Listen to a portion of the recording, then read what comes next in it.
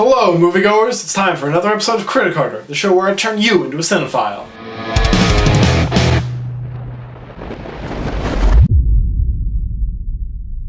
I just got back from a midnight screening of the new film The Sitter, directed by David Gordon Green, and co-written by Alessandro Tanaka and Brian Gately. This film stars Jonah Hill, Ari Graynor, Max Records, Sam Rockwell, and J.B. Smoove. Smoove? Yes, that's the name. The name is Smoove. Is that with a V? Yes, V-E. S-M-O-O-V-E. Oh, I thought you were making it like black. Smoove. Weren't you not supposed to talk? Weren't you supposed to sit there and say nothing and not move while I did this? Yes. Okay. In this film, a 20-something male is asked to babysit 3 small children.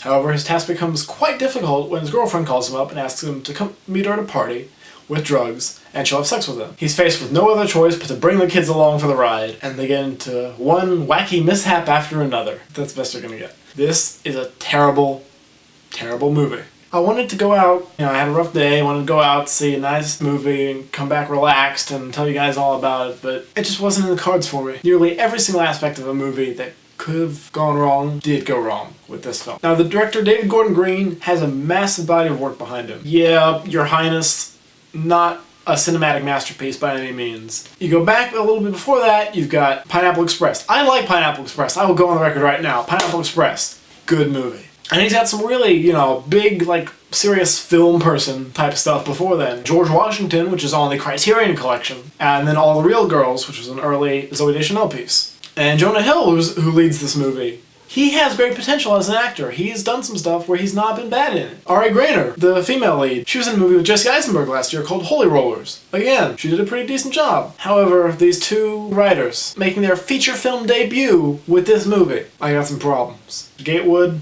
Mr. Tanaka, you done me wrong.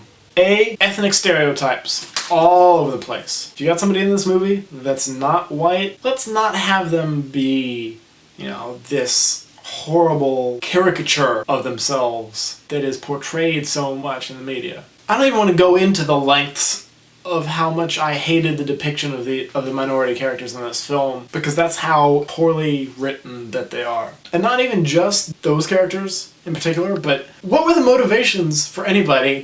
One second we've got the characters doing one thing, next second they're doing something else. The worst offender of this was Sam Rockwell's character. And Sam Rockwell, personally, I love. He's one of my favorite actors. He's done some amazing stuff, especially in the past couple of years. If you haven't seen Moon from 2008, stop this video, watch it right now. I'm not going anywhere, okay? Go watch Moon. It's more important than watching this. One second, he'll be like, oh yeah, you're my best friend. Oh, isn't that great? And the next second, he's pulling out his gun. He's like, I'm gonna blow your head off. No, come on. Consistency. Tell me why your characters are doing the things that they're doing. That's not too much to ask. My second problem with the script, coincidences. You can't go 5 minutes in this movie without some big coincidence happen. And even by movie logic, it's too much to accept as being plausible.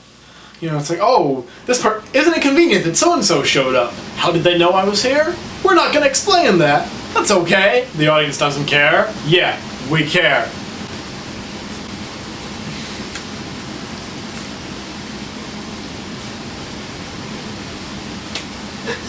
There are also a couple jokes. We're going to call them jokes because they were in very, very poor taste. The Hispanic child that I mentioned earlier, who has a tendency to make things blow up, they called him Bin Laden at one point, which I think it's always going to be too soon to be calling somebody.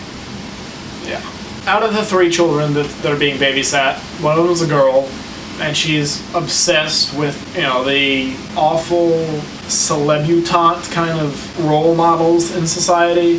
They call her John Benet Ramsey. Overall, the film just doesn't know what it wants to be, and that's one of my biggest problems with movies, is when you have something that they're billing as this raunchy comedy. Oh, here's Jonah Hill, on the run from drug dealers, and wants to have sex with this girl, And then halfway through, it's like, oh no, we're gonna have a bonding experience with the kids, and we're gonna make it all about how he's gotta grow as a person, and this, that, and the other, and this girl that he used to know in school meets him up randomly, again, coincidences that shouldn't be happening. So much of it was just not good.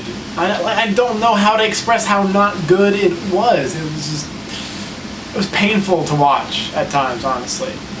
And you got everybody around me just just laughing it up. Yeah, just laughing it up. But then again, there are also people laughing at the Three Stooges trailer that played before the movie, which was... Isn't Jim Carrey in that? Originally, Jim Carrey was supposed to be in it, but he pulled out early on. Oh man, I would have watched it. No, he wouldn't have, because it would have been just as utter garbage as it is now, even with good actors in it.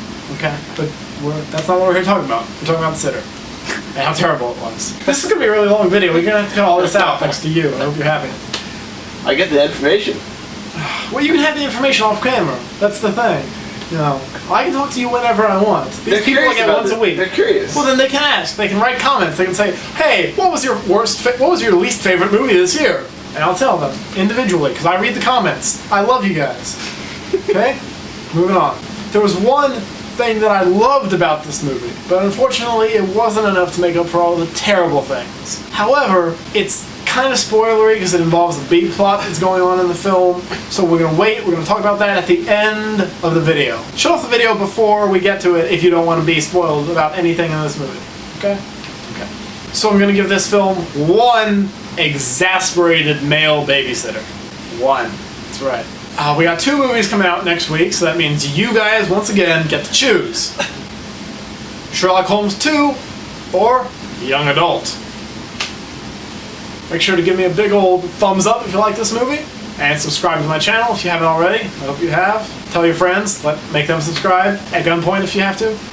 No, don't actually do that. That's bad. Guns are bad. You know, we got last week's review of The Muppets up over here, so go watch that if you haven't yet. And whatever I end up reviewing next week will be up over here. Like I said, Sherlock Holmes 2, Young Adult, both great choices coming out wide release. You know, unlike this week and a couple weeks in January, I'll probably have to take off because nothing good looks like it's coming out. Very sad, I know. You'll miss me. I'll miss you. C'est la vie. Life goes on. Yeah, big spoiler going on right now. If you don't want to know about it, shut the video off. We're done. You know, pretend I'm saying fade to black now, okay? Good. Spoiler! Spoiler! Spoiler! Is that enough? Are you guys good? Okay. Spoiler. Just one more. I gotta talk to you guys about Max Records. If you saw the movie Where the Wild Things Are from a couple years back, you know who I'm talking about. He was the little kid that ran around in the animal suit with all the big monsters. It's a great kid's book, made an even better movie because a lot of guys who knew exactly what they were doing were involved. He was a terrific actor back then, and he still is. So early in the movie, they establish him as this very uptight, kind of, you know, anxiety-ridden 13-year-old kid. And they reinforce that a lot in the film to the point where he's carrying a fanny pack of his anti-anxiety medication. I'm not entirely sure how this works. Again, the writing in this film, not the best. However, it turns out he doesn't have anxiety issues so much as that he's gay. And they handle it really, really well, which surprised me considering how the rest of the movie is in terms of the, as I said, ethnic stereotypes. Max Records does a really good job playing the character and how, you know, I would assume that a 13-year-old would react when he's being confronted by an older person, you know, like Jonah Hill's character, who understands the kind of things that, not understands what he's going through personally, but is able to identify something that maybe a 13-year-old wouldn't really be able to understand for himself. It's because of Max Records that I'm giving this movie more than 0, because otherwise it's a complete wash. I really hope that he keeps on acting because he has some great potential. He could be, you know, the next big thing. He could be the Joseph Gordon-Levitt of, you know, 15, 20 years from now. And that means a lot, if you know me. Because I love some JGL.